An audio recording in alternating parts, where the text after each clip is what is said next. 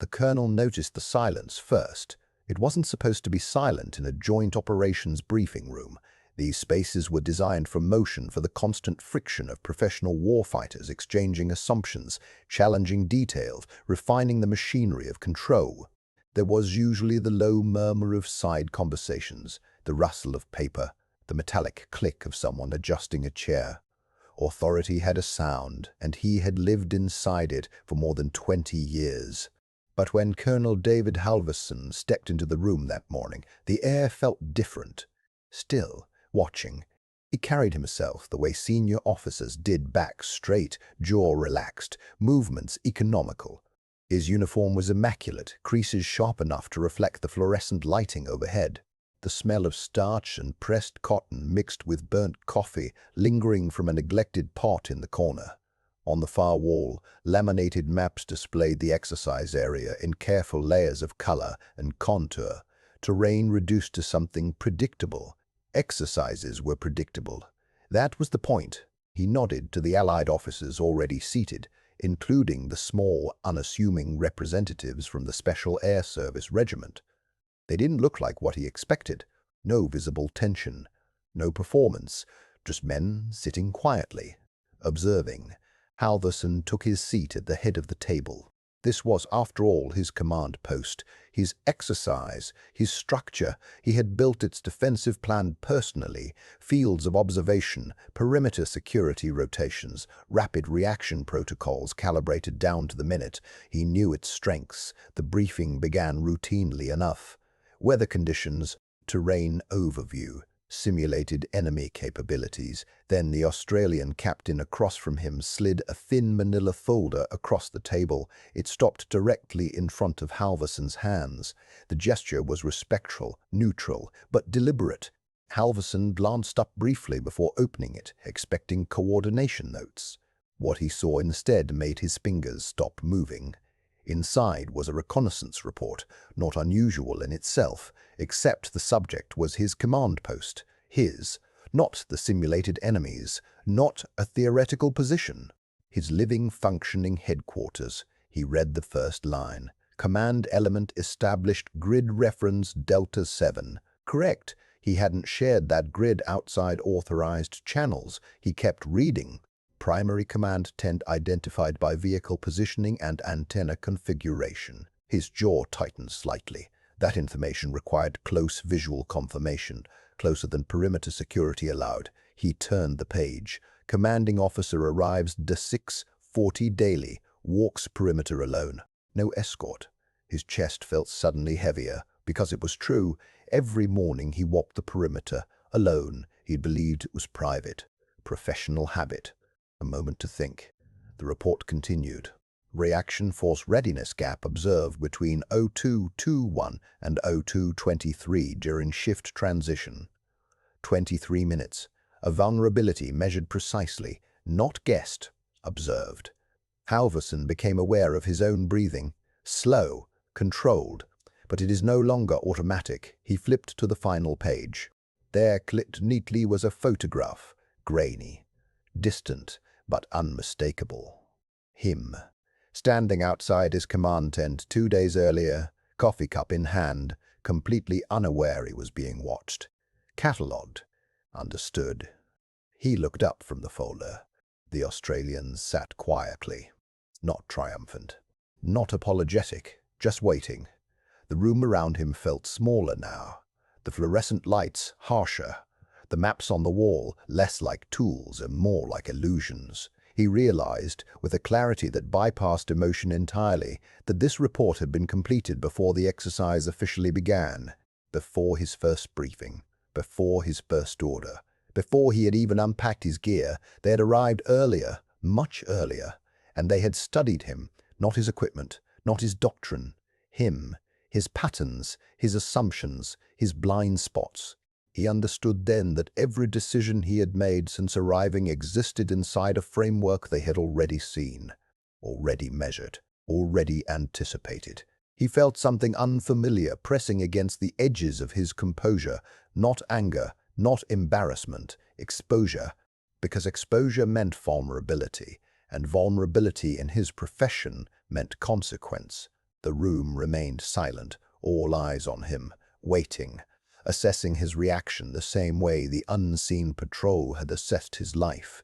He closed the folder carefully, placed his hand on top of it, felt its physical weight, thin, unremarkable, devastating.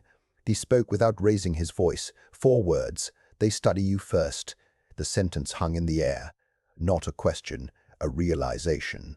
Across from him, the Australian captain gave a small, almost imperceptible nod. Confirmation. At that moment, Colonel Halverson understood something that would follow him long after the exercise ended.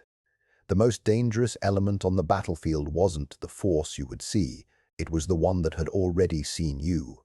And somewhere beyond the perimeter he thought he controlled, long before he ever arrived, someone had been lying in the dirt, watching his world unfold through patient, unblinking eyes. The most dangerous moment in any operation is not the firefight. It is the moment before it, when one side is being watched and does not yet know it. That idea is not a tactic within the Special Air Service. It is a doctrine. It is an inheritance. To understand it, you have to go back to the desert. In 1941, when David Stirling formed what would become the Special Air Service in North Africa, the unit did not begin as a reconnaissance formation. It began as a raiding force, small teams striking airfields behind Axis lines, destroying aircraft on the ground. But even then, the raids were not blind. They were preceded by patient study, pattern of life, sentry rotation, vehicle tracks in sand that revealed supply rhythms. The desert taught them something permanent in an environment that exposed everything. Survival depended on noticing what others ignored. That lesson hardened in Malaya. Jungle insurgency forced British forces to confront an enemy who dissolved into terrain. The SAS adapted by becoming students first, long-duration patrols that prioritized listening over shooting, observing footpaths until they could predict who would use them at what hour. In Oman, in the mountains of Dhofar, they refined it further. 4-man teams living among rock and dust, mapping insurgent movement by studying the absence of goats on certain slopes. By the time of the Falklands and Northern Ireland, the philosophy was no longer experimental. It was institutional memory. Study first, act later, if at all. Conventional military intelligence often begins with collection platforms, satellites, signals intercept, aerial photography, then pushes information downward. SAS Reconnaissance begins at ground level, with men who become sensors. The divergence is philosophical. One trusts systems, the other trusts disciplined perception. Inside a recon troop, the structure is deceptively simple.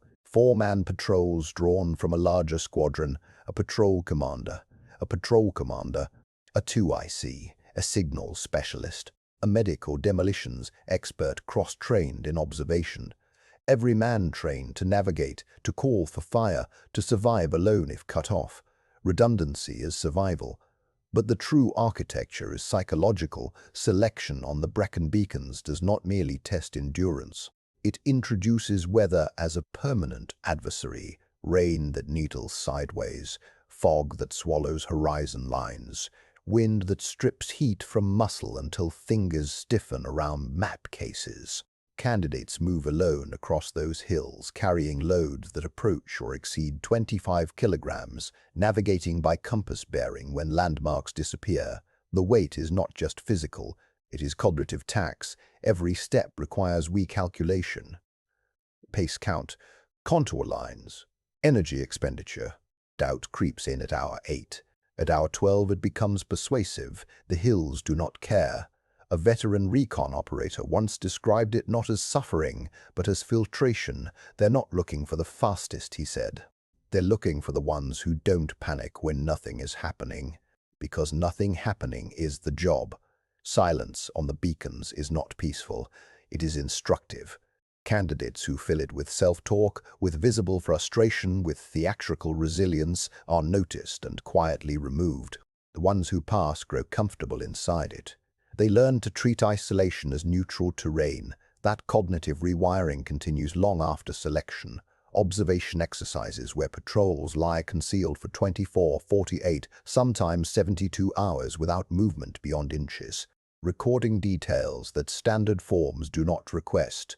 The recon operator's notebook looks different from a conventional intelligence report. Dense handwriting, timestamps precise to the minute, sketches in margins showing shadow angles at different hours, notes about the smell of diesel increasing before dawn, the kind of detail that suggests immersion rather than surveillance.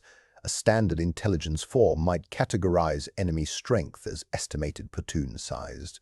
A recon notebook might add, 2 sentries favor the right side when fatigued. 1 limps slightly after 200. The dog reacts to unfamiliar engine noise. This is not embellishment. It is pattern construction. Across generations, from Malaya to Oman to the Falklands, the lesson was reinforced. The patrol that is detected before it chooses to be detected has already failed. Contact is not glory. It is an administrative error. In Northern Ireland, urban reconnaissance required a different grammar blending into civilian movement, memorizing license plates, mapping habitual behavior without altering it. Again, study first. Action only when absolutely necessary. By the time a modern SAS Recon operator deploys, watching is not a phase, it is the baseline.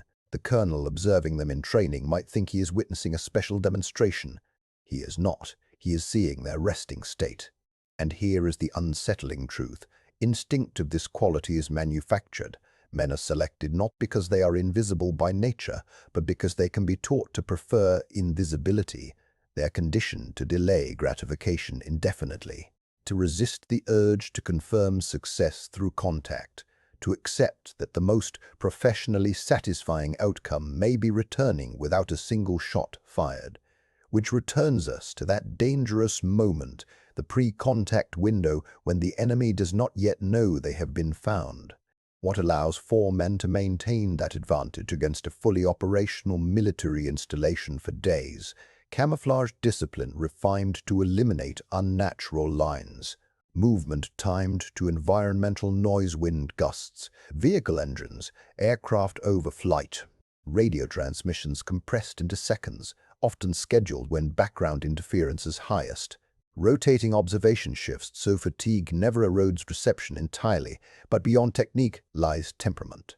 The ability to look at a target for 72 hours and never once imagine yourself the protagonist of a coming fight. To see yourself instead as a recording device with a pulse. That is the architecture of watching, built across deserts, jungles, mountains, and cities, layered through history until it feels less like training and more like instinct. And it is that instinct, the quiet, patient dominance of being unseen, that will soon collide with something that does not respect patience at all. Before the first simulated round was ever fired, before the exercise was even formally activated on the operations calendar, 4 men had already been watching the colonel's command post for 96 hours. They were never on the perimeter cameras, never on the access logs, never reported by the rotating guard units who believed they were maintaining airtight security. 4 men, 0 signature. The colonel would later sit in a climate-controlled briefing room, jaw tight as still images of his own headquarters flickered across a screen. But the real story began days earlier, long before he realized he was already inside someone else's map. Pre-insertion did not start with parachutes or vehicles. It started with paperwork. In a quiet planning room miles away, the recon team leader call sign Viper 1 spread out aerial imagery of the command post complex, not just the latest satellite captures, but archival layers, construction phases, temporary structures that had been removed, vehicle parking patterns from previous rotations. Conventional reconnaissance often begins at the perimeter. Count the guards, scan the fences, note the cameras. SAS methodology begins before that with habits. The team dissected shift rotations pulled from publicly available exercise timetables. They studied catering delivery schedules, waste disposal frequency, even the direction of morning foot traffic from the accommodation block to the operations tent. Security doctrine assumes threat from outside pressure. Recon methodology assumes vulnerability from inside routine. By the time the four men moved toward insertion, they already knew the colonel preferred to conduct his first perimeter walk at 0630, always along the eastern gravel path, always accompanied by the same operations officer who carried a tablet tucked under his arm. They knew the generators cycled at 200 with a 7-minute maintenance lull. They knew which floodlights flickered in high wind. Insertion was quiet and anticlimactic. No dramatic breach, no stealth helicopter. They walked, dressed as contractors on a nearby logistics detail, blending into the noise of a base that believed camouflage only meant fabric patterns, not behavior. 2 kilometers out, they disappeared. The first problem conventional reconnaissance fails to solve is visibility bias. Most units observe from vantage points that offer comfort and parity rooftops, elevated terrain, inside vehicles. Those positions are obvious to trained eyes. Viper 1 chose low ground. The team crawled into a shallow tree line west of the command post, selecting a position that offered partial obstruction. From there, the view was imperfect. Branches interrupted sightlines. Heat, shimmer distorted the far fence line. Imperfection was the point. A position that offers too much clarity usually exposes the observer. Observation post discipline began immediately. No unnecessary movement, no whispered commentary. Each man assigned a sector, overlapping arcs to eliminate blind spots. They would rotate micro-movements every 45 minutes, small adjustments measured in centimeters, not steps to prevent muscle lock without disturbing foliage. Predatory patience. The first night tested temperature discipline. Ground chill crept upward through their clothing. They could not stand to warm themselves, could not stamp feet. Heat management meant controlled breathing and layered fabric, not motion. Calories were rationed precisely. High-fat, low-volume intake to reduce digestive demand and minimize waste. Hydration balanced to avoid the need for movement. Across the field, the command post glowed under halogen security lights. Officers moved between tents with insulated mugs in hand. Laughter carried briefly on the wind at 2100 when the evening briefing ended. Inside the operations tent, the colonel reviewed readiness metrics. He believed his perimeter patrol intervals every 20 minutes were aggressive. He had approved additional camera coverage on the southern approach after a previous audit. He did not know the western tree line had a blind angle between 2 overlapping camera arcs, a 35-meter corridor where lens coverage thinned by just enough degrees to create shadow. The Recon team marked it on their sketch pad during hour 6. Behavioral mapping is not about dramatic discoveries. It is about accumulation. Dawn revealed different patterns than night. At first light, sentries were sharper, posture upright, weapons carried properly. By 0930, fatigue softened discipline. One guard habitually leaned his rifle against a barrier while checking his phone in the lee of a vehicle. By midday, foot traffic increased. Delivery trucks arrived. Security attention shifted inward toward paperwork and manifests. The second problem conventional reconnaissance struggles with is temporal blindness. Security assessments often capture a snapshot. Recon methodology captures rhythm. By day 2, the team could predict movement sequences within a 5-minute margin. They knew the exact interval between generator checks. They observed that during high wind, perimeter patrols shortened their circuit to avoid dust exposure along the open north side. Birdsong became a variable. On the third morning, Viper 2 noted that local birds avoided the southern fence line during generator startup but returned 5 minutes later. Disturbance patterns in wildlife can reveal mechanical routines more reliably than human reporting. Wind direction shaped communication discipline. When the breeze shifted east, ambient noise from the base masked low-volume speech inside the observation post. On still nights, even a zipper could betray presence. Inside the command post, the colonel conducted a security briefing on adaptive threat response. He spoke about layered defense, redundancy, the importance of unpredictability. He had personally signed off on fixed patrol intervals to establish routine accountability. The Recon team had already charted that routine as vulnerability. 3. On hour 57, they identified vulnerability. 4. Every evening at 1900, a convoy of 3 vehicles repositioned inside the compound. The movement created a momentary gap in the eastern fence coverage as personnel redirected focus to internal traffic control. For approximately 90 seconds, no guard maintained visual sweep on the outer perimeter. 90 seconds is an eternity in trained hands. The team did not exploit it. They logged it. Predatory patience is restraint. By hour 72, fatigue pressed against discipline. Knees ached. Lower backs throbbed from static positioning. The psychological strain of invisibility began to hum beneath the surface. To remain unseen is to accept that you do not exist in the narrative unfolding before you. Across the field, officers debated strategy inside a tent lit warm against the encroaching dusk. They believed they were rehearsing a defensive scenario. They did not know they were already inside one. On the final night, Viper 1 conducted a controlled micro-reposition 3 meters left to test whether foliage disturbance would trigger attention.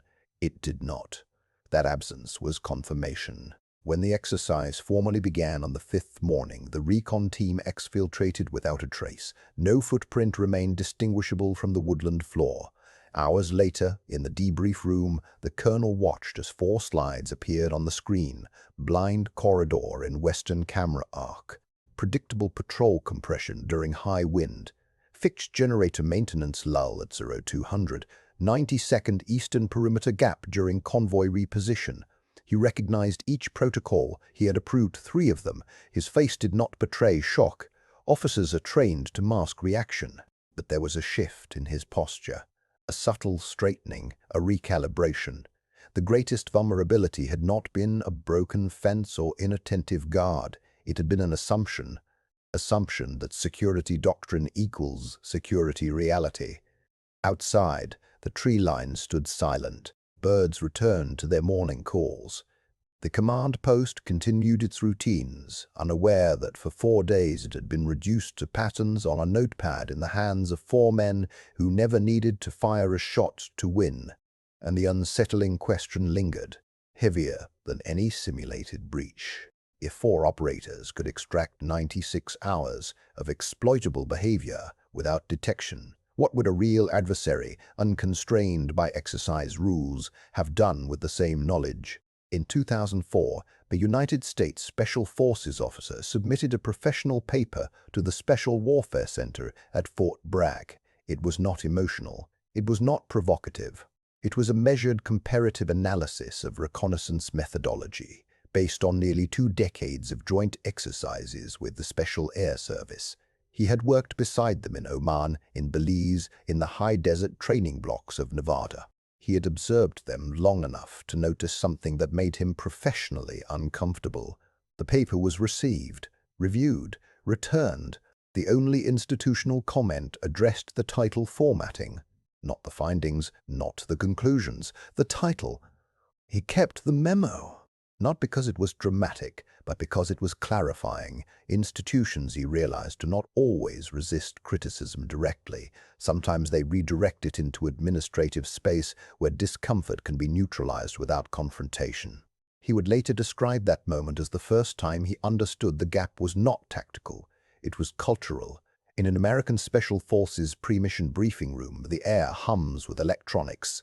Screens line the walls. Satellite imagery cycles in high resolution. Drone feeds provide real-time overlays. Intelligence summaries are layered in PowerPoint slides, dense with bullet points and threat matrices. The timeline is compressed. The expectation is tempo. The officer, by then a lieutenant colonel, remembers the rhythm of those briefings. Questions are sharp. Metrics are quantified. Redundancy is assumed.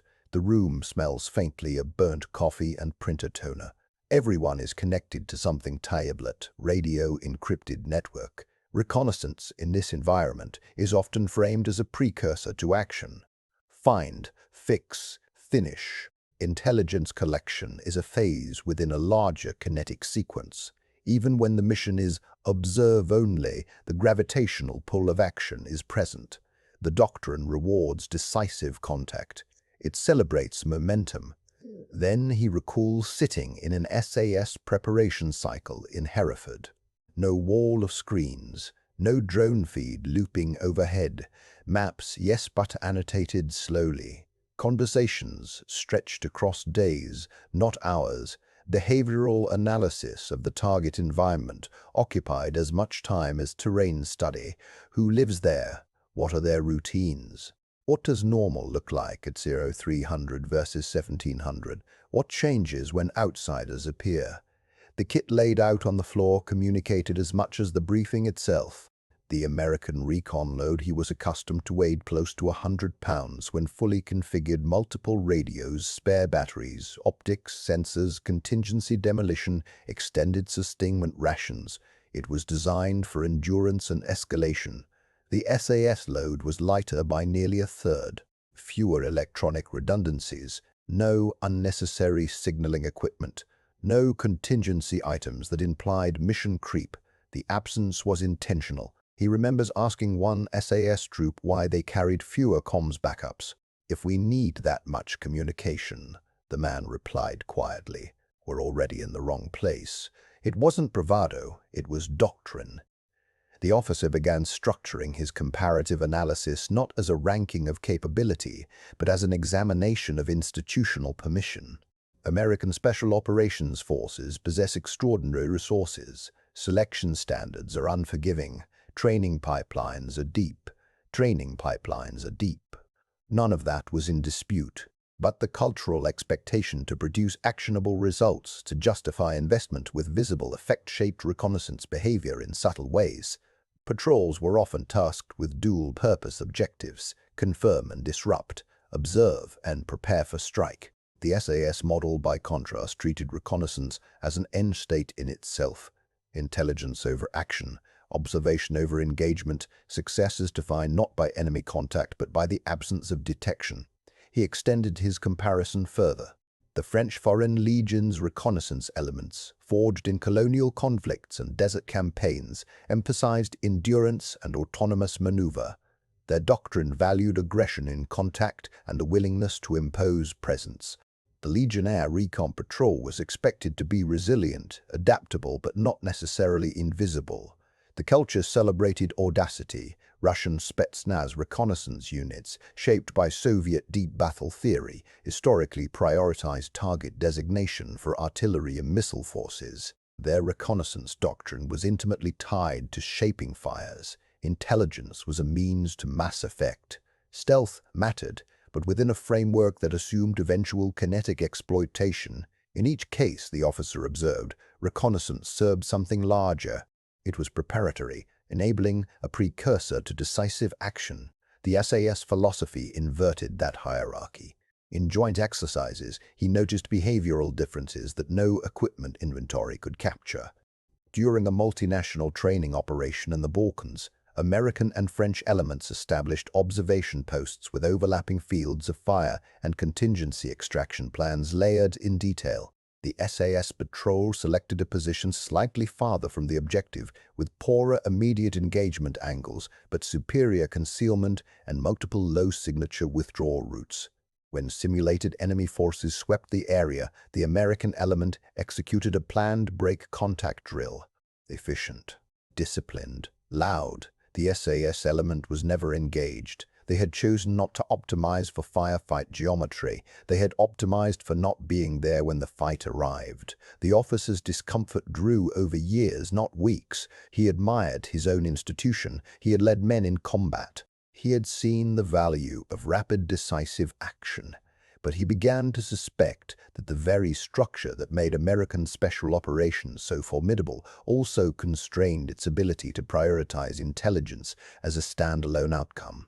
In professional military education circles, white papers circulated quietly recommending adoption of certain SAS Recon methodologies, longer pre-mission preparation cycles, stricter separation between reconnaissance and direct action units, formal institutional recognition that no contact is not failure. The recommendations were acknowledged, filed, deferred. No one argued that the SAS were ineffective. The friction was subtler. Granting institutional permission to prioritize intelligence over action required adjusting metrics of success. It required accepting that some missions would produce nothing visible, In resource-dense militaries accountable to political oversight, invisibility is hard to quantify. The officer would later describe joint exercises where American teams arrived with vehicles packed to capacity, satellite uplinks humming, contingency strike packages pre-approved. The SAS would arrive with less equipment and more time spent studying human terrain, local routines, patterns of life, behavioral anomalies. He began to see reconnaissance not as a subset of combat power, but as a cognitive discipline, a way of seeing before acting. The friction was intellectual, not emotional. In conference rooms filled with experienced operators, the atmosphere carried a productive discomfort. Professionals acknowledging that a peer had solved a problem differently and perhaps more cleanly than they had. It was not about bravery, not about selection standards. It was about what an institution allows its most elite units to value. When his 2004 paper came back with a correction to the title formatting, he understood the signal. The institution was not ready to interrogate its own philosophical bias. It would refine language before reconsidering metrics. Years later, after watching multiple operational case studies where intelligence shortfalls preceded avoidable contact, he reread his own conclusions. They felt less controversial and more obvious. The difference between the SAS approach and its peers was not money, not technology, not courage. It was permission. Permission to return without firing a shot and call that success. Permission to remain unseen even when action was possible. Permission to let intelligence stand alone. Most military cultures built on visible effect and measurable outcomes struggle to grant that. And so the comparative question lingers, unresolved and quietly unsettling. If the greatest reconnaissance victory is the one no one sees, how many institutions are structurally incapable of recognizing it when it happens? They do not select them for aggression. That is the first misconception. In a quiet office far from any training area, a military psychologist once explained that the single most predictive trait for long-term reconnaissance performance was not physical resilience, not marksmanship, not even raw intelligence. It was something more unsettling. Comfort with ambiguity, the ability to exist inside an unresolved situation without forcing it to resolve. Most military selection systems filter that out. Infantry culture rewards decisiveness. Fighter pilots are trained to act within seconds.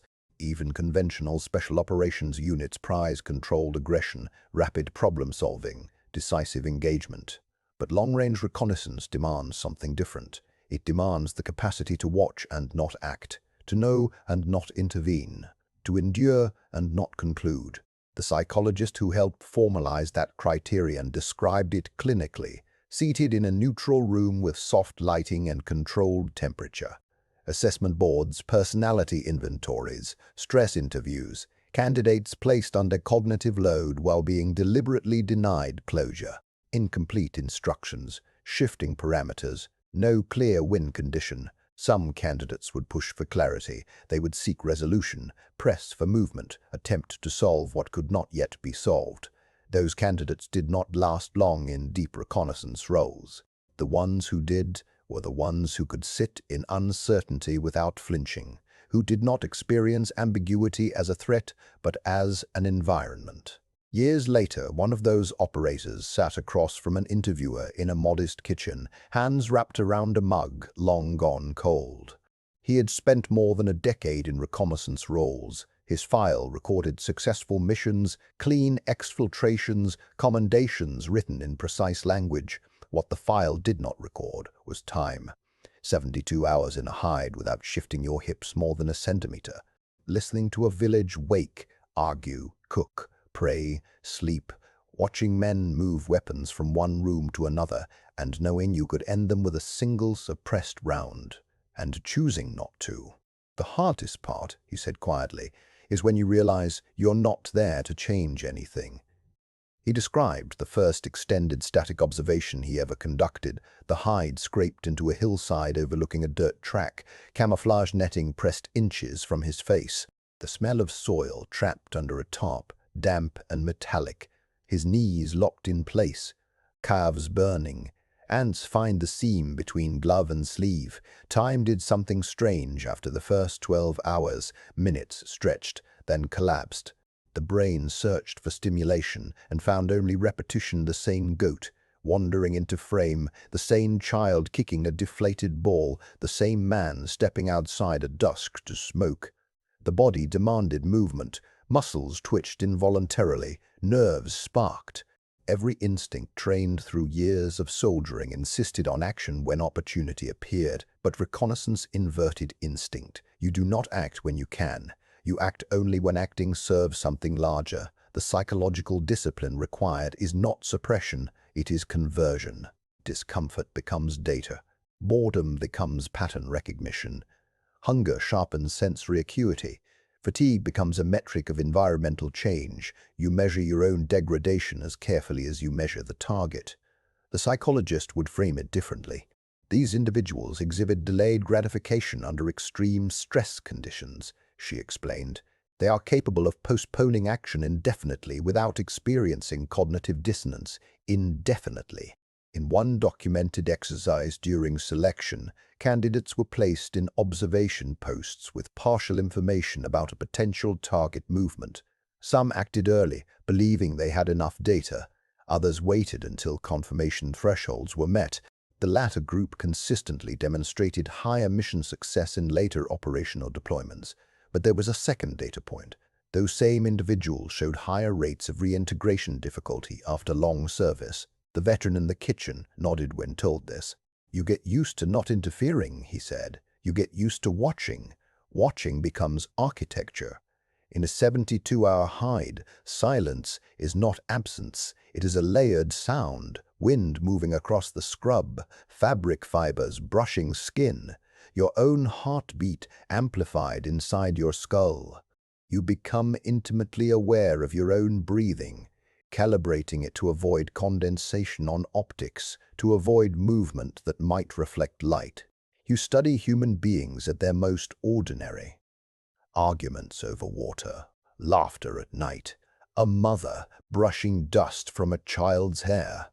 You memorize rhythms you were trained to disrupt but are ordered to preserve. For now, that dissonance accumulates. He described a moment when a known hostile facilitator stepped into the open, alone, within range.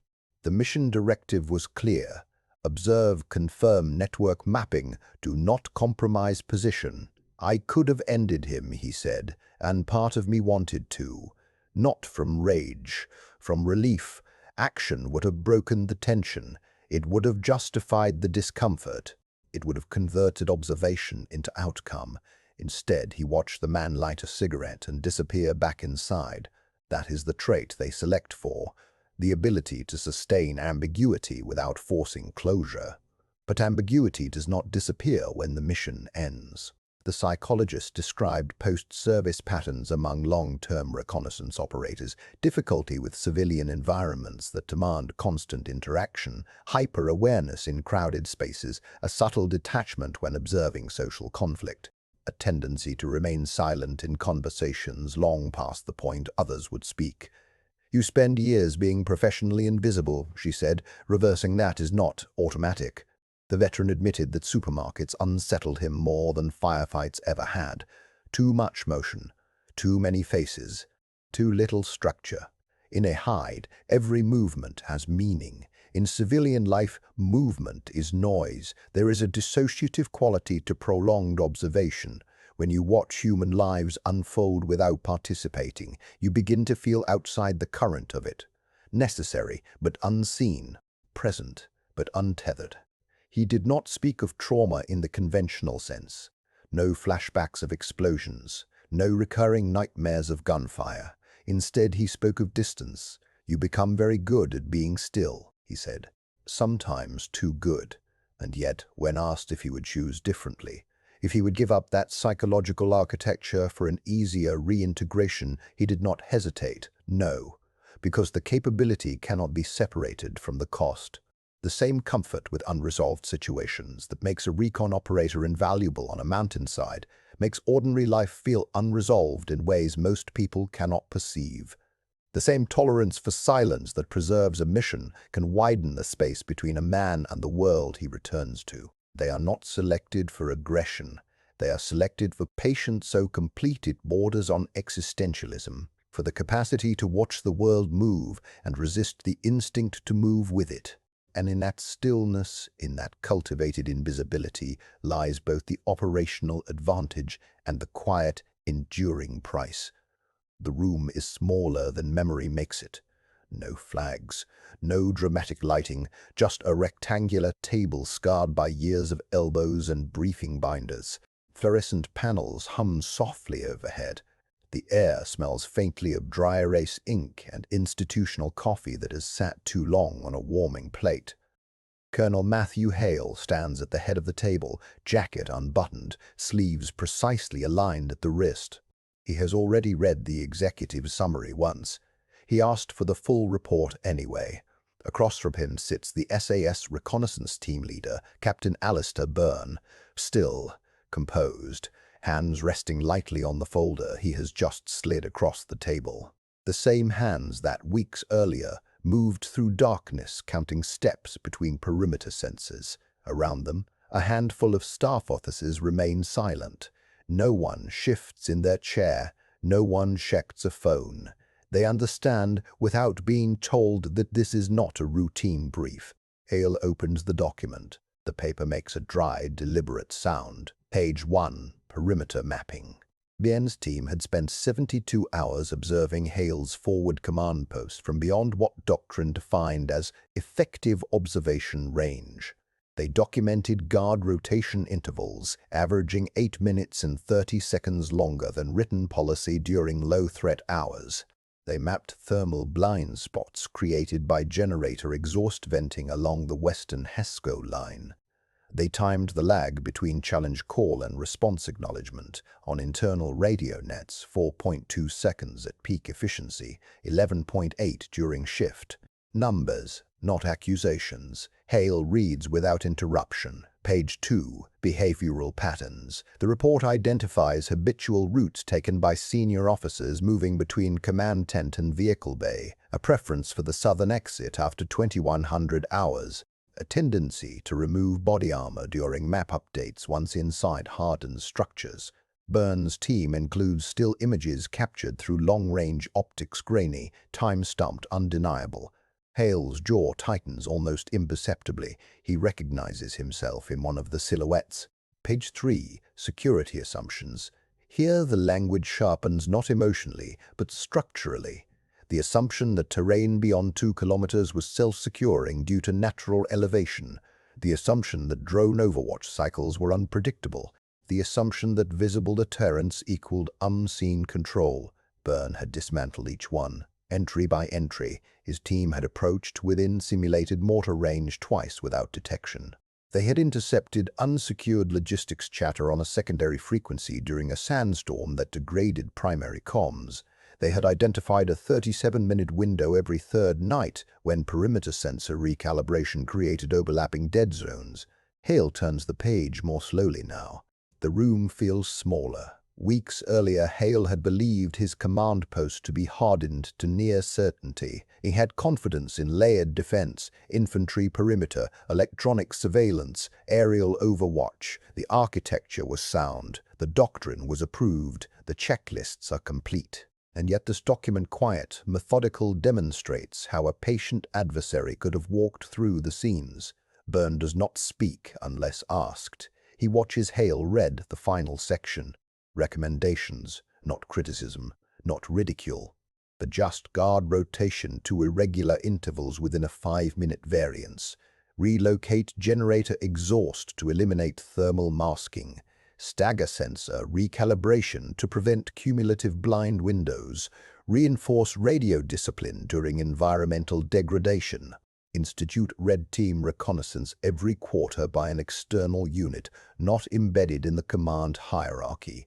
Hale reaches the final page. Silence settles in layers. In that silence is more than tactical recalibration. There is the accumulated weight of the preceding months, the lost patrol, the communications failure, the near-fatal assumptions. the knowledge that confidence can calcify into blindness if left unchallenged. Hale closes the folder gently. For a moment he studies the tabletop, as if recalculating not just security protocols, but identity. He has commanded men in combat for over 20 years. He has been evaluated, promoted, entrusted with lives and resources measured in the hundreds of millions. He is not accustomed to being surprised. When he finally looks up at Byrne, there is no defensiveness in his expression, no forced levity, no bureaucratic cushioning. He exhales once.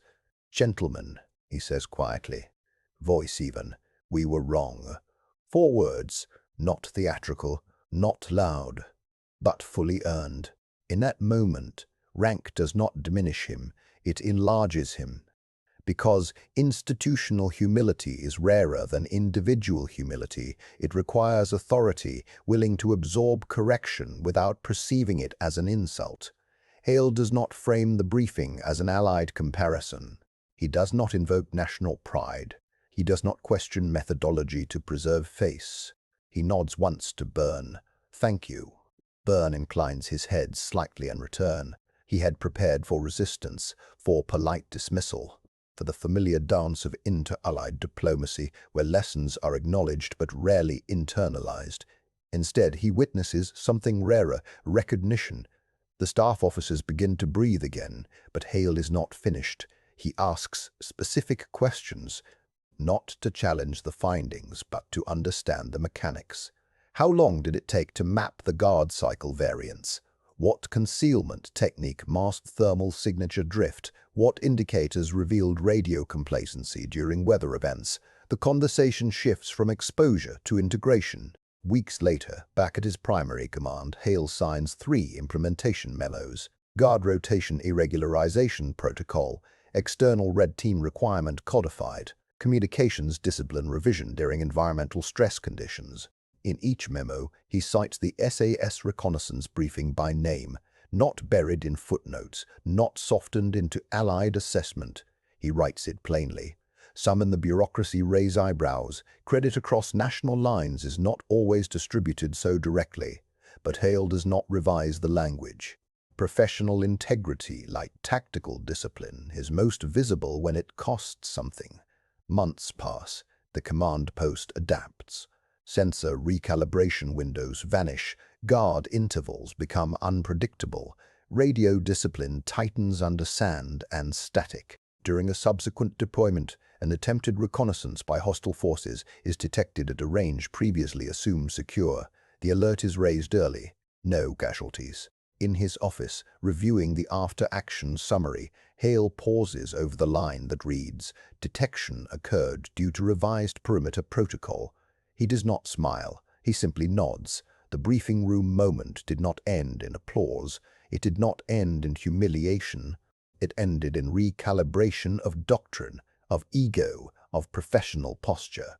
And somewhere in another darkened operations center, another colonel will one day open a folder handed to him by someone outside his chain of command. He will feel the same tightening in his jaw, the same quiet reckoning. The measure of him will not be whether he was right before. It will be what he does after he learns he was not. At the beginning, it looked like humiliation. A colonel standing in a quiet briefing room, fluorescent lights flattening the color out of everything, a thin report resting on the table in front of him. 4 words spoken under his breath. No anger, no theatrics, just recognition. Now, at the end, that moment feels different. The paper is still there in memory. The faint chemical smell of printer ink. The low hum of the air system. Outside the building, somewhere beyond reinforced glass, a base moves through its routines with mechanical certainty. Inside, a realization settled into a career officer who had built his identity on precision and preparation. He had not been outmaneuvered in a firefight. No shots had been exchanged, no vehicles destroyed, no aircraft were shot down. He had been studying, and that is a different kind of defeat. Professional soldiers are trained to measure advantage in visible terms: firepower, mobility, ISR coverage, air superiority, cyber capability. These are the metrics that fill budget justifications and congressional hearings. They are tangible, quantifiable, impressive. But the thin report on that table contained something far more destabilizing. It documented with clinical calm how a small reconnaissance element from the Special Air Service had mapped routines, catalogued patterns, and predicted decisions without ever being detected, not by drones, not by patrols, not by the layered technological architecture the colonel's command trusted implicitly. They had not overwhelmed his systems, they had understood them. In the years that followed, that lesson would follow him into other rooms. Urban intelligence briefings in cities where the enemy wore no uniform. Grey zone assessments where attribution mattered more than artillery. Conversations about adversaries who blended into civilian infrastructure so seamlessly that electronic surveillance produced more noise than clarity. He began to notice something uncomfortable. In environments saturated with sensors, the signal-to-noise ratio often degrades. More feeds did not automatically mean more understanding. Algorithms could flag anomalies, but they could not always interpret intent. Satellites could map rooftops, but they could not feel the subtle shift in a neighborhood's rhythm when outsiders arrived. That required presence, patience, humility. The SAS Reconnaissance philosophy he had once dismissed as minimalist romanticism revealed itself as something far more rigorous. It was not about rejecting technology. It was about subordinating it to human pattern recognition. Watching long enough to know what normal feels like, hearing the cadence of a street before it changes, sensing when a market opens 5 minutes late and asking why. In contemporary operations, especially in dense urban terrain, that skill has only grown more valuable. Electronic signatures are masked. Communications are encrypted or intentionally silent. Adversaries study Western surveillance habits and adapt around them. In gray zone competition, where influence, not annihilation, is the objective, the decisive moment often occurs long before any kinetic engagement. The outcome is determined in the prelude. The colonel understood that now, in a way, he could not have earlier in his career. He began pushing his units to integrate human reconnaissance deeper into planning cycles, not as an afterthought to technological dominance, but as its foundation. He encouraged young officers to ask a question that once might have sounded almost philosophical. What does the adversary believe we will do next? Because if you can answer that, you are already inside their decision loop. The SAS operator we glimpsed earlier, the watcher in shadow, patient to the point of invisibility, would likely never describe his craft in such grand terms. For him, it was simpler. Blend. Observe. Do not disturb the environment you are trying to understand. The most effective reconnaissance is the kind that leaves no emotional residue in the people being watched. If they never adjust their behavior, you are seeing the truth. That idea extends beyond battlefields. In any competitive domain, military, political, economic, the side that invests the time to understand the other's patterns gains an asymmetrical advantage, not because they possess more tools, but because they know where those tools will matter most. Technological dominance can create confidence. Sometimes it creates complacency. Professional excellence, the colonel came to believe, required something less glamorous, the discipline to assume you are being studied as carefully as you are studying others. The final time we return to that briefing room in memory, the emotional texture has changed. What felt like dread at the beginning of this story now feels like clarity. The same overhead lights, the same table, the same thin document, but the weight in the air is no longer humiliation. It is instruction. He had been given a lesson that could not be unlearned. In every domain where the outcome is determined before the engagement begins, advantage belongs not to the side with the most capability, but to the side that understood the other first. That is not a romantic conclusion. It is not a verdict about which unit is superior. It is a framework, and once you see it, you begin to recognize it everywhere. The quiet watcher, the unseen pattern. The battle is decided before anyone realizes it has started.